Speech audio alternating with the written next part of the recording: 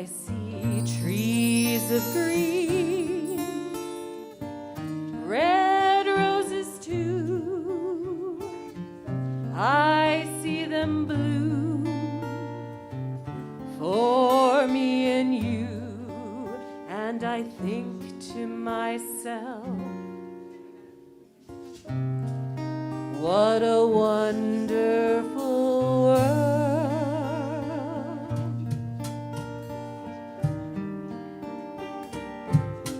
I see skies of blue and clouds of white, the bright blessed day, the dark sacred night, and I think to myself,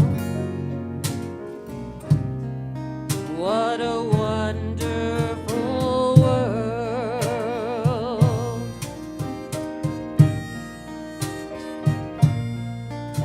The colors of the rainbow, so pretty in the sky, are also on the faces of people going by. I say friends shaking hands, saying, how do you do? They're really saying, I love you. I hear babies crying, I watch them grow. They'll learn much more than I'll ever know. And I think to myself, what a wonderful world.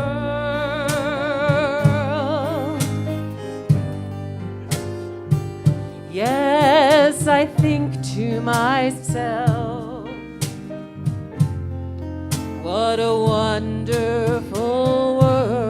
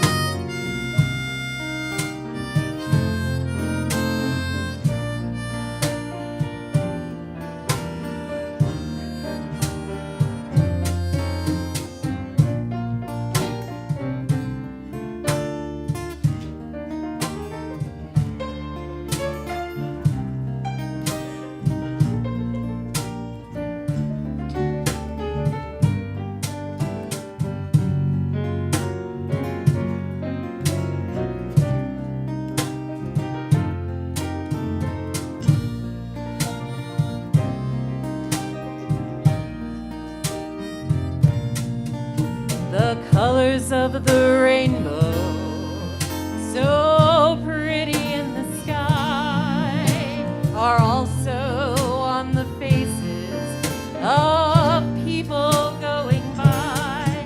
I see friends shaking hands, saying, how do you do? They're really saying, I love you. I hear babies crying, I watch them grow. They'll learn much more than I'll ever know. And I think to myself, what a wonderful world. Yes, I think to myself, what a wonderful world.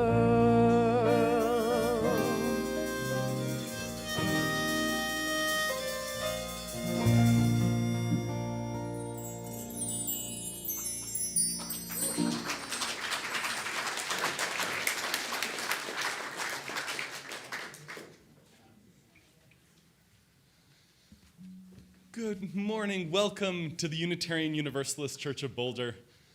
I'm the Reverend David Schwartz. I serve as minister here, and one of the things that I love about this congregation is it's tough to narrow it down to one, always. I think one of the things that I love the most is our scrappiness. And I mean that in the highest and most complimentary way. I think this was true back in 1948 when this small circle of folks got together and said, we want a liberal religious community here in Boulder. And they met in houses and in rented space for 15 years before they built this building. Our current building expansion project will unfold more quickly than that. But with a similar sort of attitude of we can figure this out and make it work and stay focused on the things that are really important along the way.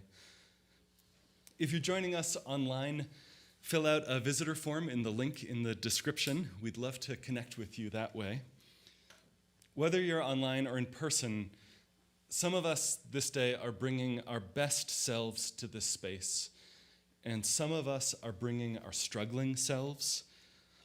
All of us are welcome here, and all of us are loved just as you are.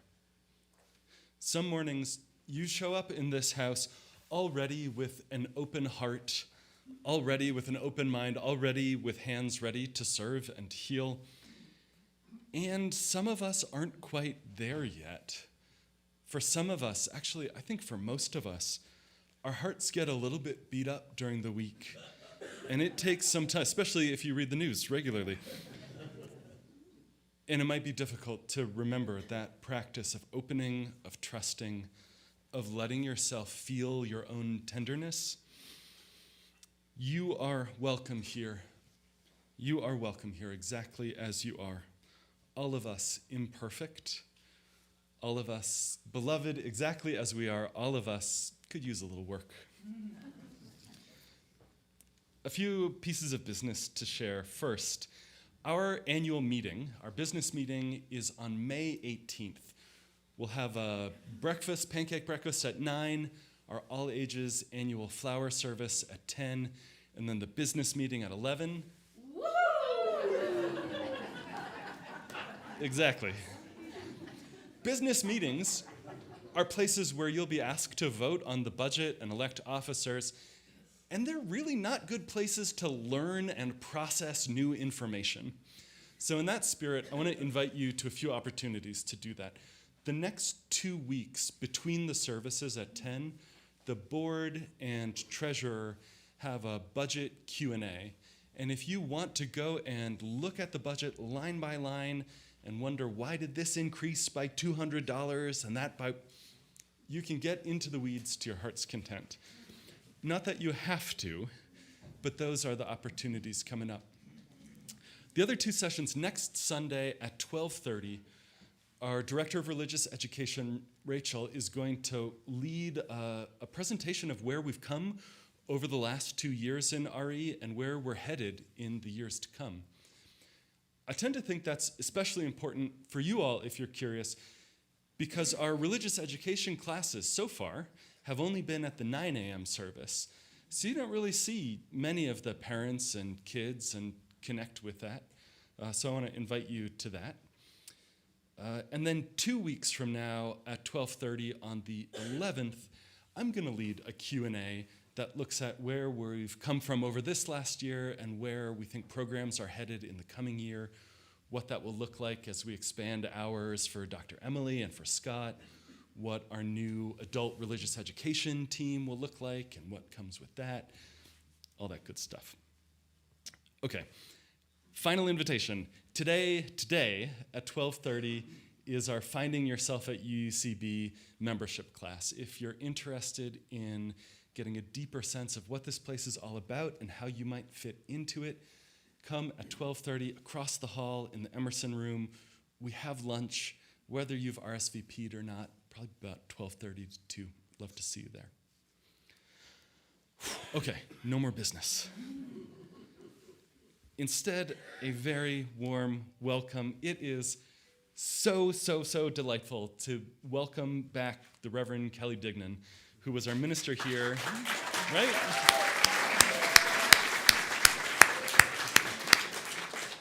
our minister here from 2015 to 2019. So much of what is happening in the life of the congregation right now, so much of why we are flourishing is because we are building on the foundations that you laid with Reverend Kelly over those years. Our building expansion, the sense of welcome and possibility, the beauty of worship, the fact we even have 2 services, all of this is Reverend Kelly's work, and it's great to welcome you back. Since being here, she went on to be the executive director of the UU Ministry for the Earth, and these days serves as a spiritual director and a volunteer justice organizer.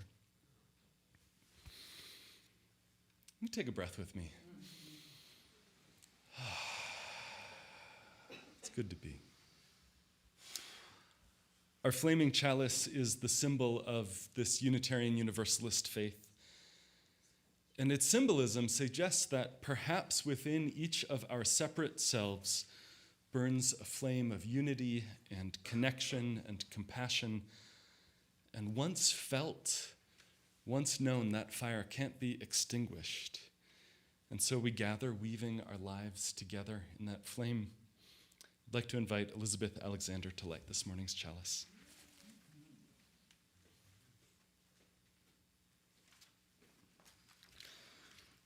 Each of us has a story about how we came to be here, and this is mine. Maybe it's a scrappy one. I like that word.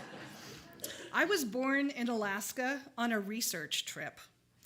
My parents were marine scientists and organized a trek from the University of Pittsburgh to Alaska for 3 years in a row in a caravan of VW microbuses. And one year, my mother was 7 months pregnant when they went up the Alcan, and that's how I got to be born in Alaska. They were adventurous sorts, but they came from very disparate backgrounds. My father's grandfather was a Methodist minister in Wisconsin, so he went to the obligatory Sundays every Sunday in his little Wisconsin town where he was born. But my mother was born in Hungary, and when she was 5 in 1937, her father, who was Jewish, got the memo and got them out and moved to England. And she grew up attending Berkhamsted School for Girls, and that included the Anglican Church, Church of England classes. And so they both had their religious upbringing, but as soon as they were free of their parents and their hometowns, they had nothing to do with any of it. And so my brother and I were raised not to be atheists or agnostics. There just wasn't anything that was part of our lives that had to do with churches. And we moved to Alaska permanently in 1963, but in 1965, my father left us for their mutual lab assistant. And that left my mother, a marine scientist, on her own with 2 children, trying to make it in a man's world. She was the first woman PhD at the University of Alaska. But that was a difficult time for all of us. And then 2 years later, she married. But she married a man who did not want children in her life or in his life. And so my brother and I were banished to our rooms at 6 o'clock every evening, and we could come out in the morning, except for weekends. And that was a time that had a huge impact on me and how I grew up. And I don't tell this for sympathy. We've all had hard times. Some of us are having them now. So the marriage didn't last, but the impact on me did. So this has so much to do with why learning about the UU religion and coming to be part of congregations, both here and other places, has had such a huge impact, positive impact on my life. Because I was literally hidden, and here I can be seen. And I cannot tell you how much that means. My sense of humor, the gifts that I have, the faults that I have, my friend calls them foibles, which is also a great word. That's all part of me, and I feel very accepted here. The groups that I've joined have all been welcoming, and I knew that from the first moment that I walked through the doors. I must thank my ex-husband, and how often do you hear that? But he came from a long line of Unitarians. His great-grandfather founded the White Plains, New York church. He was the minister there. And I would never have known, and I think it's the one tiny fault in our religion that we're not very good at evangelism. So you kind of have to learn about Unitarians in these sort of sideways ways. But we joined the Anchorage Unitarian Church when we started raising our kids in Alaska, and then the Kirkland North Lake Unitarian Church, and I thank them from the bottom of my heart for an amazing place to raise children. Obviously, I don't have time to go into all of that, but there's been a big gap in my Unitarian attendance when I lived overseas for years. But when I came to Boulder and I walked through those doors, I felt home, and I'm so happy to be back. And it's even more critical at this time when it feels as though the political climate is rocking our nation in the same way that the physical climate is threatening our Earth. So we're recognizing Earth Day today, and it seems like climate change may have slid beneath the fold as seemingly more urgent crises emerge every single day. But we know the Earth urgently needs our care and attention. When I taught climate change to undergrads at the University of Alaska, I learned how incredibly powerful it is to take action when anxiety is overwhelming you. And being part of this community frees up space in my soul, and it energizes me such that I can step out of my comfort zone, I can be seen, and I can take risks. And what a gift that is. Thank you.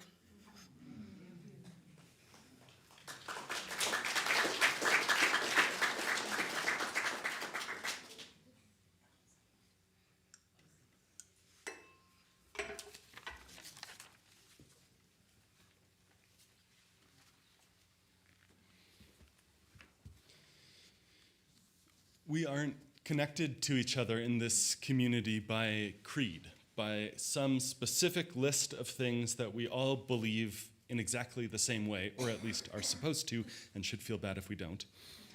We're united instead by shared values, expressed in different ways, shared values that we arrived at through very different journeys, shared values that lead us to have commitments in the world, not just in our heads, but in our lives, of how we want to be, what we want to be about, how we want to treat each other, what we care for. To name those commitments, will you join together in person, online, and speak our covenant aloud?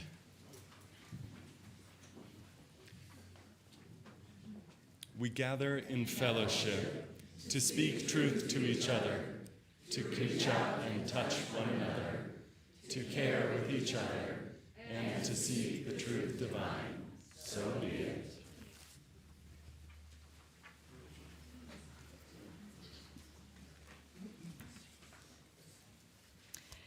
Happy Earth Day.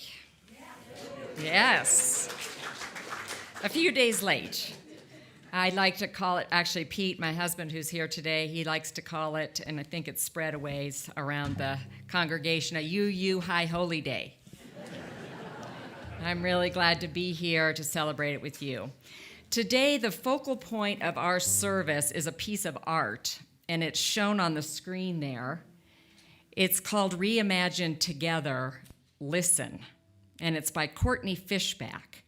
It's a little hard to see and read, so I'm just going to read to you the words. There's some words along the rays of sun. They say, I'm sad about how we are taught to be kind to one another, but we still see mistreatment and wrongdoing. I wish we could do what we are taught. I'm so tired. Down below the words are, tell someone you like to listen. So we are going to be practicing today to honor Earth Day, kindness and listening. Come now into worship. Are we doing this as a hymn? Yeah. Okay, so if everyone could rise in body or spirit. Is this on? I don't think this is on.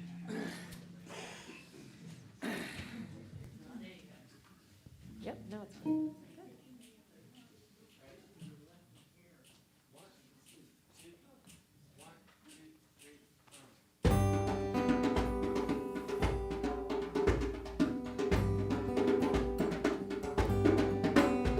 The tide is rising, and so are we. The tide is rising, and so are we. The tide is rising, and so are we. This is where we are called to be. This is where we are called to be. The storm is raging, and so are we. The storm is raging, and so are we. The storm is raging, and so are we. This is where we are called to be. This is where we are called to be. The task is mighty, and so are we. The task is mighty, and so are we. The task is mighty, and so are we. This is where we are called to be. This is where we are called to be. The land is holy, and so are we. The land is holy, and so are we.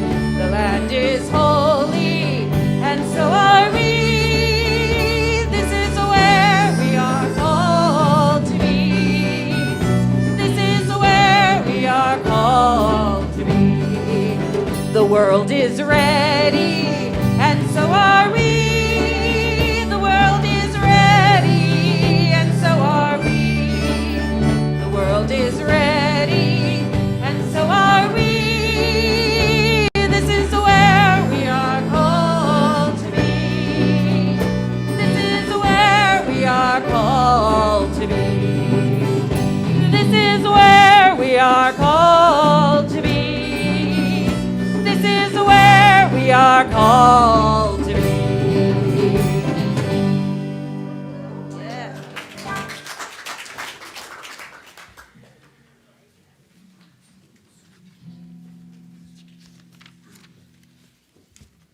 That's a good one, isn't it?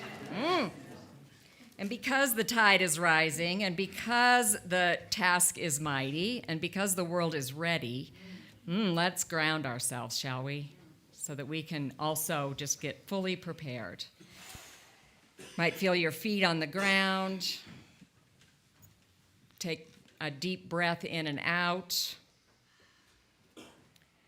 As Unitarian Universalists, we draw from the world's religions, and we don't pretend to be Buddhists, but we do adapt the practice of loving kindness from the Buddhist tradition to help us explore and remember that love is at the center of our faith. Bring to mind a time when you experienced love or loving kindness. You may have received it from a person, a group, a being in nature. What did it feel like? How did it feel in your head, your heart, your arms, your legs?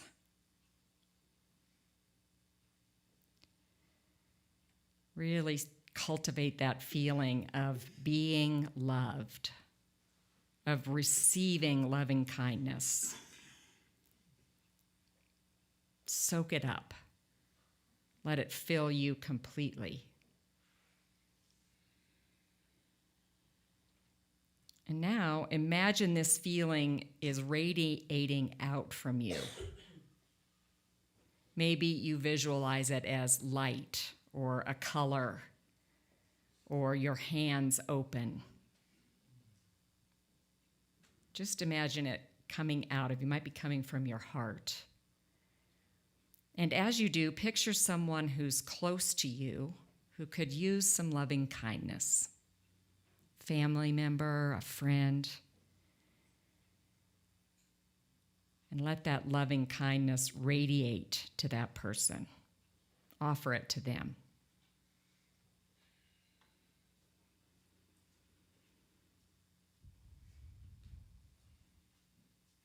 Now imagine a stranger, maybe someone you pass regularly at the grocery store, a checker or someone in your neighborhood that you don't know well. Maybe it's someone here at church that you have never really talked to. And let loving kindness radiate out from you to this person.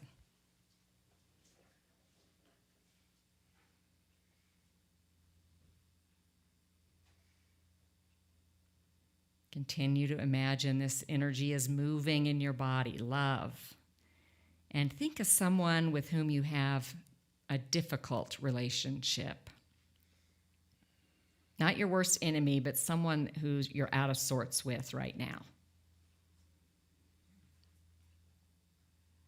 And just let the energy of loving kindness radiate out to this person.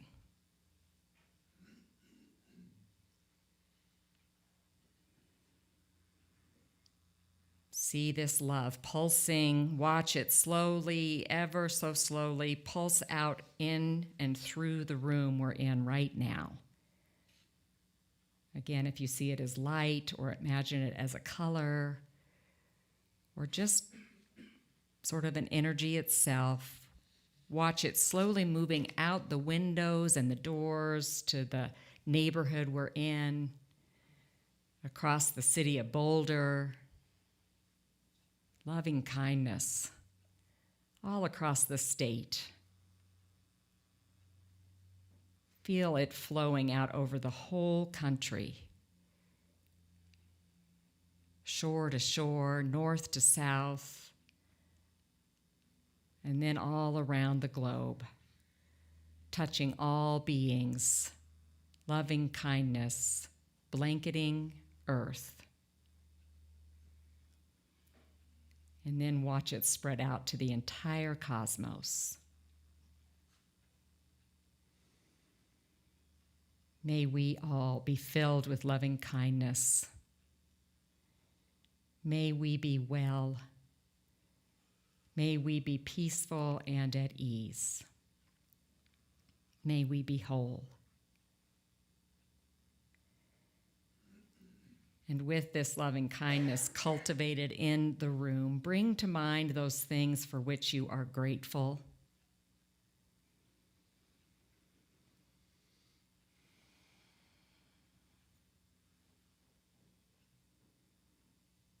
And those things for which you grieve or worry.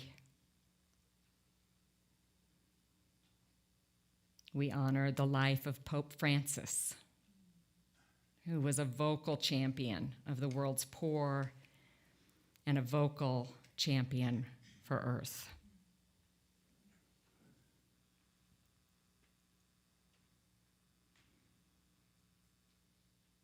For all of our joys and sorrows on our hearts, we hold this compassion, this compassionate space with love.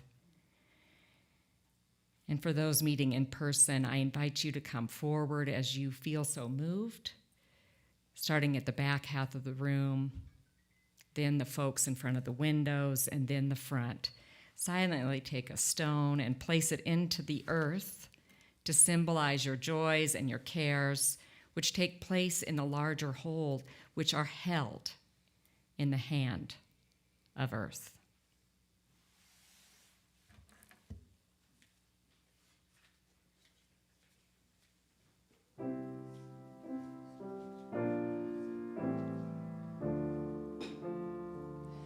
May I be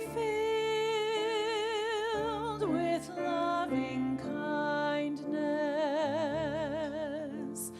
May I be well.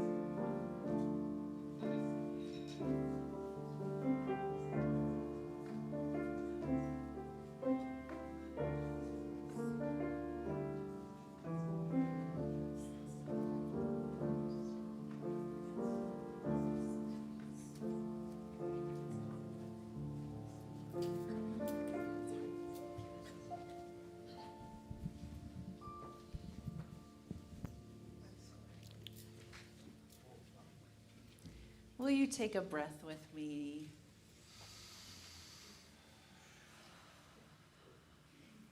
There's so much in our hearts, and there's so much that we bring with us each week when we arrive here. And I just want to keep telling you how much it matters that you're here, how much it matters that you share this space and this air with us. And I also just want to give us a second, because we're about to shift the energy in the room in a really big way, and I just don't want to like shock you. So take another big breath with me. Yeah, Reverend Kelly, sorry, spoilers. I get to hear this sermon twice because of the 9 o'clock service. It's really good. You're going to love it. And Reverend Kelly's going to mention the climate revival, which took place here in October. And during that service, Reverend David talked about, working for the earth, fighting for the earth because we love it, and because of all the things that we find so sacred and so beautiful about it. And so this next song is by Jim Scott, and if that name doesn't mean anything to you yet, Jim Scott is kind of one of our legacy UU songwriters and creators, and just has an ethos, and is just a really mind-bending jazz composer, and also a Unitarian Universalist with a beautiful connection to the earth. And so Common Ground, this song that the band has been working really hard on, just kind of taps into that joy and kind of that global feeling. And so I'm kind of setting you up for the big feeling that you're gonna get in just a second.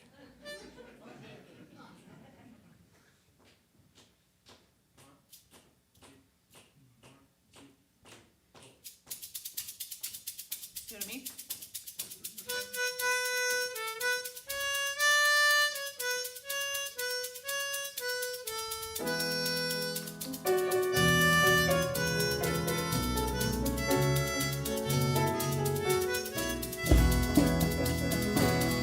And of course, if you know it, you should sing it.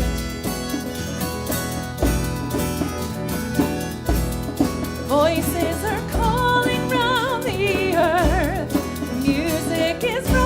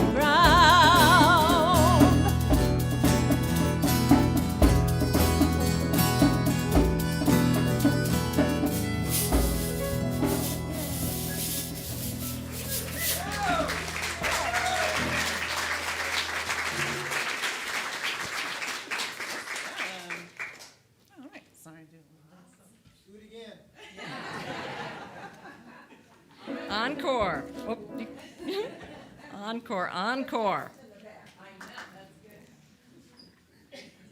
Well, Emily was right. I'm going to talk a little bit about the climate revival.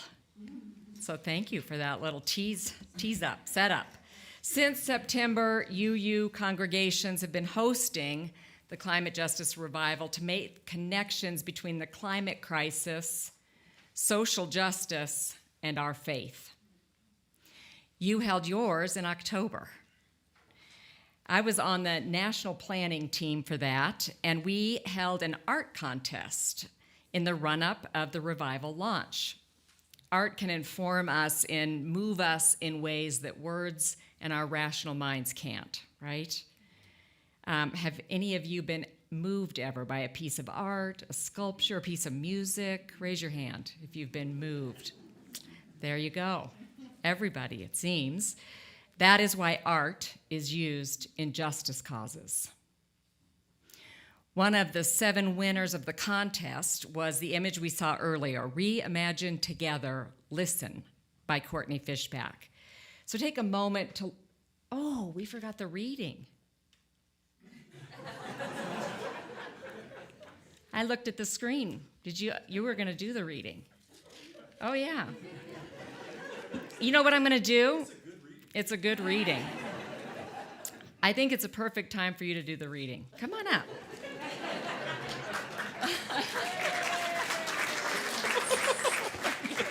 There it is. Yeah, that's me not paying attention. No. I'm glad to do it. It's right here. Yeah. Scrappy. Scrappy.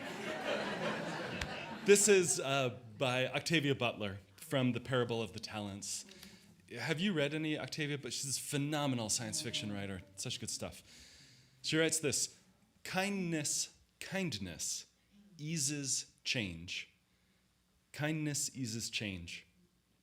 Love quiets fear. And a sweet and powerful positive obsession blunts pain, diverts rage, and engages each of us in the greatest, the most intense of our chosen struggles. It's a good one, huh? See, we're spontaneous. I love it. Okay, see, I'm glad I looked at the screen. Because the artist here, when I talked to her, what she told me was that she was trying to express a wish for the climate movement. She was wishing that listening and kindness could advance our work for climate justice, because kindness eases change. If you leave here today and say, what did Kelly say? That's that. The kindness and listening can advance our work for climate justice, because kindness eases change. The problem is, you might be asking, are listening and kindness really enough right now? I mean, we've got a climate catastrophe on our hands. Political actions are aimed at boosting fossil fuels, not eliminating them. They're undoing initiatives to limit greenhouse gas emissions. I'm not going to read the whole news to you, because I'm sure many of you are reading the news and wringing your hands about the news, but it's not good news for the climate, for Earth, for our home, for our planet. When we see carbon emissions rise, we know we will have more natural disasters, more neighborhoods lost, more lives lost. You've got cuts to environmental federal agencies happening right here in Boulder. Heidi Todd checked in with a couple of client scientists here in Boulder about the impacts of the administration's staff cuts. About 10% of the hundreds of scientists at the Physical Sciences Lab in Boulder were laid off, mostly young people just starting their families. And Herm Sievering is here with us today. I saw him walk in, he's back there. Some of you know him. He's a professor of environmental science at CU, and he's experiencing lots of pain. I have his permission to say this, lots of personal pain as he sees past students and current colleagues lose their jobs. Their expertise will be a major loss. There's an onslaught of information and injustice every single day. It feels like years of our work is being undone right before our own eyes, doesn't it? Yeah, and it also feels like there's really no way to respond to the scale of the chaos. So what good will listening and kindness do? We need to act. And that's true, we do need to act. But so that we don't get more overwhelmed, it helps to narrow our focus. And so David and I have been talking about how do we do that? And one of the questions that we've been asking, David may be here, me, thanks to David, other churches where I go and talk and listen, is what's the role of the church at this time? What is the role of the individual people in the church? What's my role? What's your role as it relates to climate today? And what I know about you all and Unitarian Universalists in general is that you are pretty darn good at sharing, listening, offering kindness, and planning for action. We just shared. We just offered kindness, right? We listen well to each other. And you're good planners. I know that. So this is a time to come together to do those things. I want to share a few examples with you.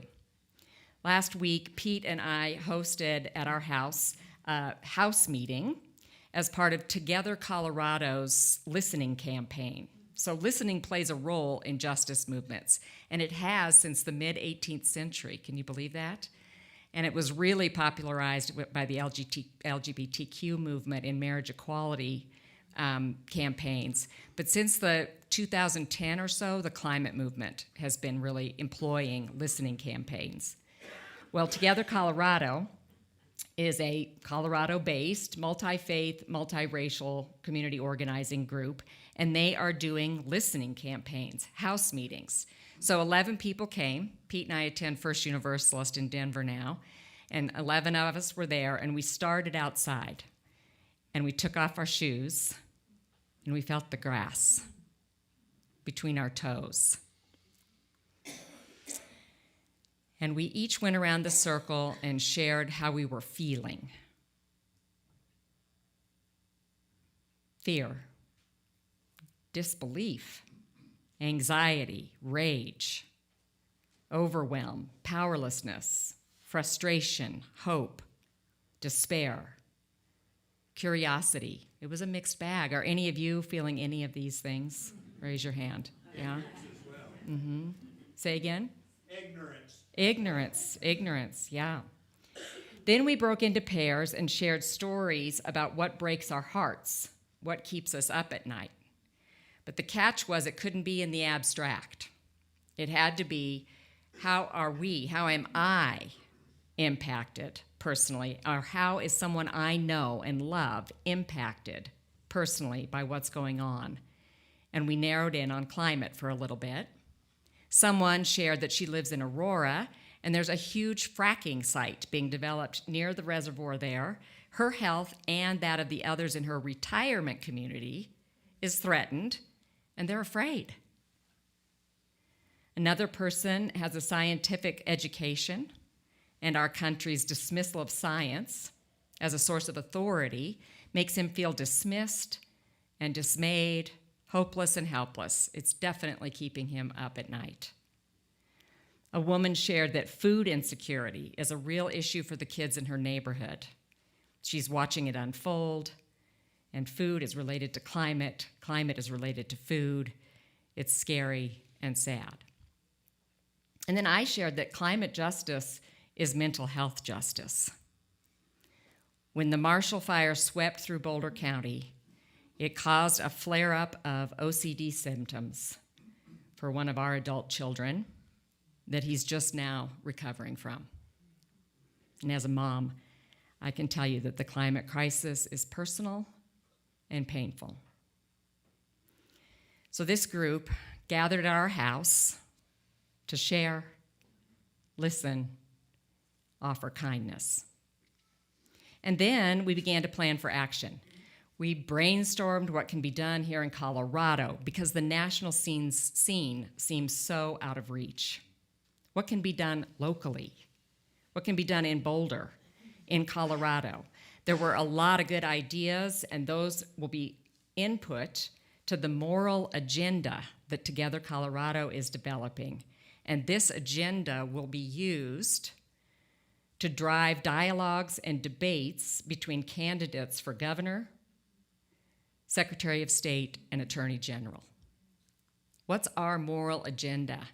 How will our faith voice impact local politics, statewide politics? Governors have a lot of power. There are only 50 of them. And they often go on to run for national jobs, positions, and they have a huge say in national affairs. So what can we, when it all feels just out of hand in DC, what can we do here?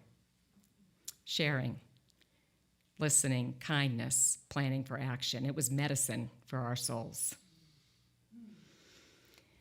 Now, the UU Climate Justice Revival was a time for all of this.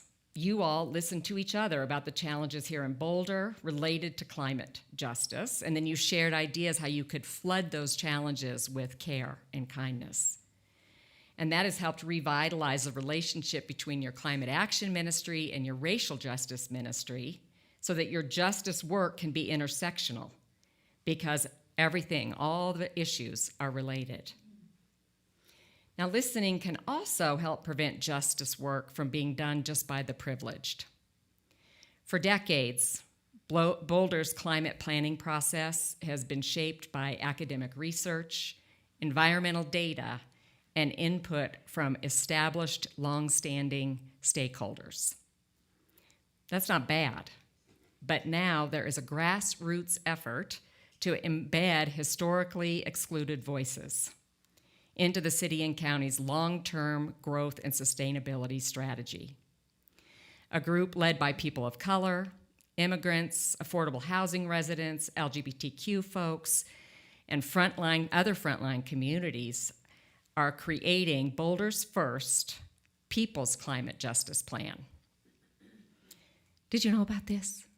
I had no idea. I found it on the internet. Can you believe it? Michael, there's a next slide. I want to show you this next slide. See, he was all prepped. Now, this might be a little hard to see, too. But they are in collaboration with the city and county to align it with the Boulder Valley Comprehensive Plan.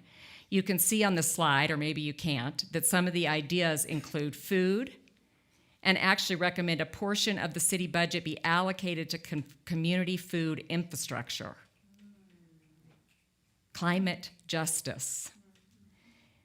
The plan includes solar and wind power, thermal heating and cooling, new forms of housing like earthships, contained sewage treatment.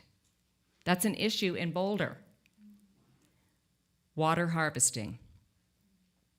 These climate solutions are not separate from building an economy that works for all. So over there on the right, it says, close the racial wealth gap, democratize ownership in Boulder. See, climate justice is racial justice. Climate justice is economic justice. The climate crisis is definitely about carbon, but it's also about people. And we know that when we have a story, when we have relationships, when we figure out what's breaking our hearts, we are more likely to work for justice. So we know that reducing emissions will help, and we also know that people most impacted by the heat, by the warming, by the greenhouse gases are here, and they are ready to plan. That may be you. Some of you may have been there. One of the grassroots leaders, Ramon Gabriela Parrish, says, planning for the future of Boulder can't be done in a silo. The communities most impacted by environmental challenges and economic inequities have solutions. And those solutions need to be at the forefront of our city and county planning. And the city and county are working together with this group. This is all happening here in Boulder, not DC, and it's accessible, way easier to impact than some abstract mess. I'm not going to swear from the pulpit today. I promised myself I wouldn't. So would it make sense for all of you, and I know I've already talked to Heidi and some of the folks at Climate Action Ministry, just to keep up to speed on this effort, right? And do a lot of listening, more listening than sharing in this case, right? And support a people's climate justice plan for Boulder. Sharing, listening, kindness, planning for action. One more point about listening. What about someone who disagrees with you? Blech. Do you really have to listen to them? I personally do not believe that you have to listen to those who are enacting harm. I think it can be triggering, and I think there's a whole different set of tactics for working on listening or being in dialogue with people who are doing harm. However, if there's someone you really love and care about, someone who's important to you, sharing and listening is a way to show kindness. And you might learn a little something in the process. Pete and I went to the Bernie AOC rally in Denver. It was a big one, 34,000. And we met friends there, a whole family. And afterwards we went out for dinner. And one of them admitted, a young man, admitted that while he loves Bernie, he voted for Trump. We listened. And then we shared. Quite a bit. Pete was on a roll. But then we listened some more. And then we shared some more. And it was back and forth, and it was kind. It was kind. Sharing. Then what? Listening. Offering kindness. And planning together for action. All advance our work for climate justice. Now, it can feel uncomfortable, but it gets easier with practice. So I'm going to try something today, and David's going to come up and model it with me. You're going to be invited to do something in a minute, and if you'd like to opt out, just kind of put your hand on your heart like, not interested, okay? But you're going to turn to someone next to you and say, "Hi, I like to listen. May you be filled with loving kindness." And then I'll say, You'll say back, "Hi, I'd like to listen. May you be filled with loving kindness." let's try it. Stand or just move.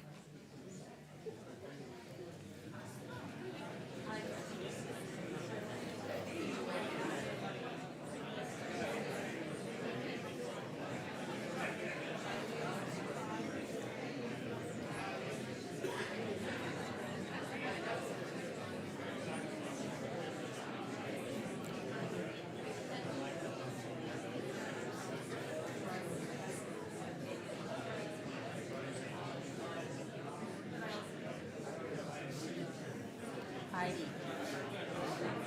Turn the world around.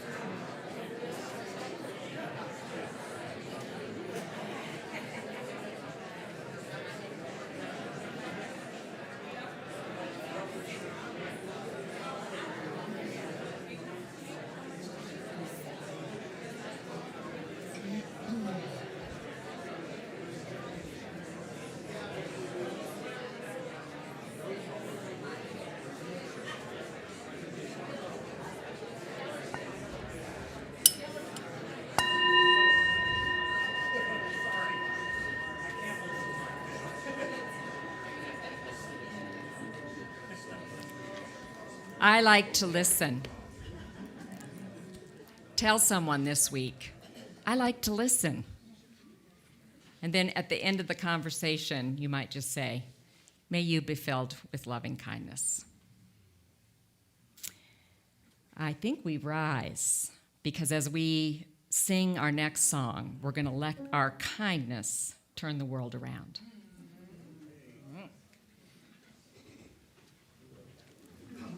Please rise and body your spirit. Wait, that's wrong.